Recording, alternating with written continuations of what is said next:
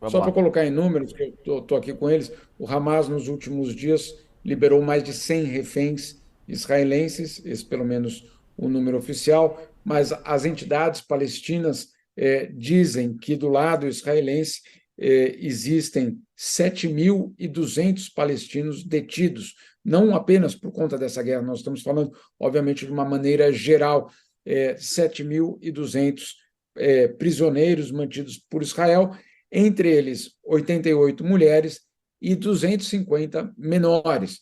Isso, claro, palestinos mantidos por Israel. Thales tem toda razão. Não há ranking de crime, né? Não há ranking de quem faz uma atrocidade maior.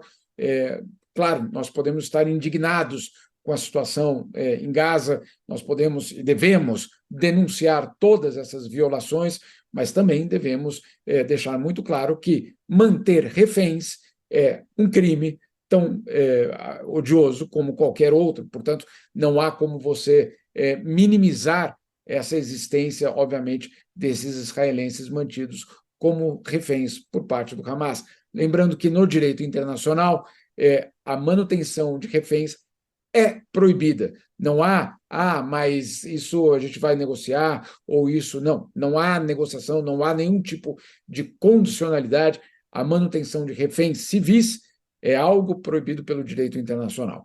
Assim como o que Israel fez e faz, basicamente, em Gaza, constitui, sim, uma violação ao direito internacional. Agora, ô Jamil, essas pessoas aí, você citou menores de idade, mulheres que estão em posse de Israel, por que será que a gente usa a nomenclatura presos e não reféns nesse caso? Todos cometeram crimes comprovadamente? Boa pergunta, Diego. Existem vários elementos aí para a gente considerar. O primeiro deles é porque Israel, de um lado, argumenta de que ali existe um sistema jurídico, que a prisão não é feita de forma arbitrária, que aqueles presos estão sendo presos com base em leis, etc. Isso que dizem os israelenses. Se você perguntar para os palestinos, eles, obviamente, têm uma visão completamente diferente, dizendo que essas prisões são arbitrárias, que muitas vezes existe um número elevadíssimo de pessoas que nunca vão a julgamento e que, portanto, poderiam ser ou deveriam ser consideradas como reféns. Essa é a dificuldade deste conflito, essa é a dificuldade dessa relação, quando você tem, obviamente, dois lados com poderes muito diferentes, com capacidades, inclusive, bastante diferentes, e aí, óbvio, isso se reflete na situação das populações. Mas vale lembrar, e aí não há nenhum tipo de.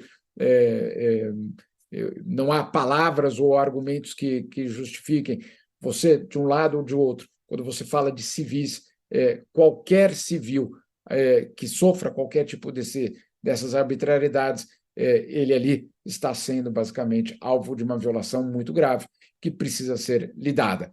O grande problema, segundo os palestinos, é que Israel faz isso tudo com enorme grau de impunidade.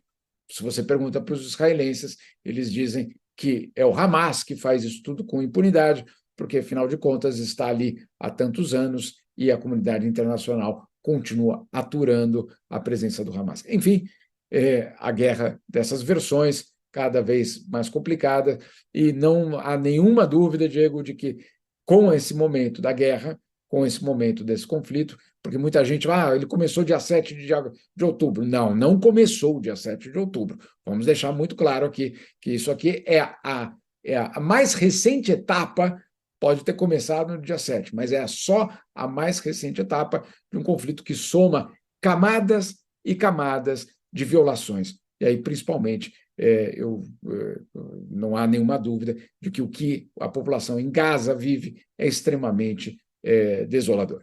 Com toda O certeza, triste né? disso é que a solução está se tornando um conflito quase milenar, né? Que a solução está se tornando cada vez mais difícil, porque Hum.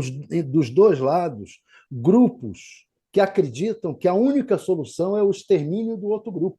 Quer dizer, tem o Hamas, que acredita que a única solução para o problema é acabar com o Estado de Israel, e os ultraconservadores de Israel, que estão no poder, que acreditam que a única solução é expulsar os palestinos da Palestina, acabar com os palestinos, Israel se tornar dono de tudo. Aí é impossível você chegar a um acordo entre dois grupos cuja negociação que eles querem é o extermínio do outro grupo. Não vejo, não consigo ver com alguma vislumbre de solução que não fosse uma solução de os países todos, a ONU, os outros países, especialmente as grandes potências, tomarem uma atitude quase que de força com relação aos dois. Olha, aqui nós vamos fazer assim e vocês parem, que não é mais aceitável essa mortandade de gente.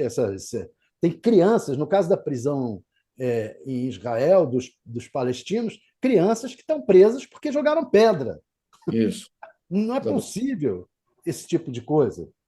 Não é possível. Assim como não é possível bebês morrendo. Quer dizer, está uma situação que só dá para entender se a comunidade internacional tenha uma atitude mais dura com ambos os lados. Só um elemento importante nisso que você colocou, que é justamente no dia seguinte, né? O dia seguinte a essa nova etapa. O que é que vai ser de Gaza exatamente? Né? Com 45% dos prédios destruídos, com uma infraestrutura absolutamente desfalcada a partir de agora. Como exatamente vai ser criado um Estado palestino ali? Né? Exato. Quem, terra arrasada. Uma terra arrasada, você fala, bom, pode ficar agora para vocês. Né? Com o quê, exatamente? Ou de que forma isso vai ser constituído? Então, essas são as grandes dúvidas. Outro dia, o governo americano dizia que, não, olha, Gaza precisa ser Palestina, etc., e não há nenhuma dúvida sobre isso.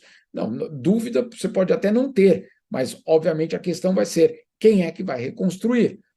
Como será essa reconstrução? Se ela terá exigências, condicionalidades, de que forma, uma vez completamente destruído aquele território, você vai poder dizer para um palestino, não, esse é teu território, fica tranquilo, a gente não vai invadir. A gente não vai invadir, mas a gente não vai deixar nada entrar, a não ser o que a gente permitir. Nós somos os que controlamos qualquer tipo de ajuda ao teu território, e, obviamente, nós podemos suspender qualquer tipo de benefício a qualquer momento, ou seja, uma espada na tua cabeça. Enfim, falar que isso é uma condição equitativa, que existem dois lados que lutam de igual para igual, obviamente não é o caso. Né? E agora, com essa destruição profunda de Gaza, fica ainda mais complicado falar na possibilidade da criação de dois estados que vivam lado a lado com fronteiras reconhecidas e seguras. Muito bem, e, insisto, como vai ser essa reconstrução? Quem é que vai pagar por ela? Quem é que vai colocar as condições?